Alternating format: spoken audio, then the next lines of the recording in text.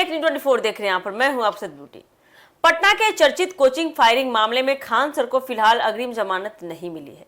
Civil court ने सुनवाई के दौरान पुलिस और जांच अधिकारी से उनके दोनों बॉडीगार्ड के हथियारों के लाइसेंस और संबंधित दस्तावेज पेश करने का निर्देश दिया है। अब इस मामले की अगली सुनवाई 30 जुलाई को होनी है।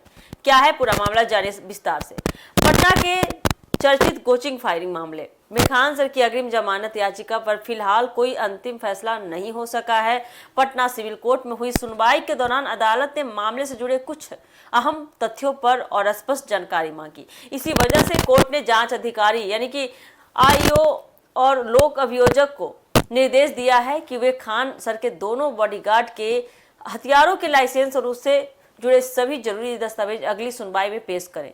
अब इस मामले की अगली सुनवाई 3 जुलाई को होनी है। सुनवाई के दौरान खान सर की ओर से दलील दी गई है कि मामले में लगातार सुनवाई टल रही है, इसलिए जमानत याचिका पर जल्द फैसला किया जाना चाहिए। हालांकि लोक अभियोजक और शिकायतकर्ता पक्ष की ओर से इसका विरोध किया गया है। उनका कहना था कि केस डायरी का अध्ययन करने और कुछ महत्वपूर्ण दस्तावेजों की जांच के लिए समय की आवश्यकता है। इसके बाद अदालत ने 3 दिन का समय देते हुए सुनवाई स्थगित कर दी है। इस पूरे मामले में पुलिस जांच के दौरान खान सर के दोनों बॉडीगार्ड के हथियारों के सत्यापन वेरिफिकेशन में कुछ अहम बातें सामने आने का दावा किया जा रहा है। पुलिस के अनुसार आपको बता दें, फायरिंग में जिस हथियार का इस्तेमाल हुआ है वो बॉडीगार्ड तालेवर सी के नाम पर था, जो उत्तर प्रदेश के कासगंज का रहने वाला है।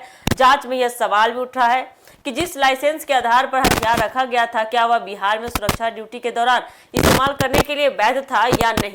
लोक अभियोजक ने अदालत में कहा है कि बॉडीगार्ड के पास अवैध हथियार होने का संदेह है और लोगों में दहशत फैलाने के उद्देश्य से फायरिंग की गई थी। वहीं खान सर की ओर से पैरवी कर रहे अधिवक्ता अरविंद मोआर ने अदालत को बताया कि हथियार पूरी तरह से लाइसेंसी है और उनसे जुड़े सभी दस्तावेज पहले ही पुलिस ने जब्त कर लिए हैं। बचाव पक्ष का कहना है कि पुलिस के पास सभी रिकॉर्ड मौजूद है, इसलिए इस आधार पर जमानत टालने का कोई औचित्य नहीं बनता है। दोनों पक्षों की दलीलें सुनने के बाद अदालत ने जांच अधिकारी और लोक अभियोजक को निर्देश दिया है कि अगली सुनवाई में हथियारों के लाइसेंस, उनकी वैधता और संबंधित सभी दस्तावेज अदालत के समक्ष पेश किए जाएं। अदालत का मानना है कि इन दस्तावेजों के आधार पर ही मामले की वास्तविक स्थिति स्पष्ट हो सकेंगी और उसके बाद अग्रिम जमानत पर अंतिम फैसला लिया जाएगा। फिलहाल कोर्ट ने खान सर को पहले से मिली अंतरिम राहत जारी रखी है, यानी 3 जुलाई तक उनके खिलाफ कोई कठोर कार्रवाई नहीं की जाएगी। इसी दिन उनके दोनों बॉडीगार्ड की जमानत याचिका पर भी सुनवाई होगी। अब पूरे मामले की निगाहें 3 जुलाई को सुनवाई पर टिकी है। यदि पुलिस और जांच अधिकारी अदालत में मांगे गए दस्तावेज पेश कर देते हैं तो उसी आधार पर यह तय होगा कि खान सर को अग्रिम जमानत मिलती है या नहीं।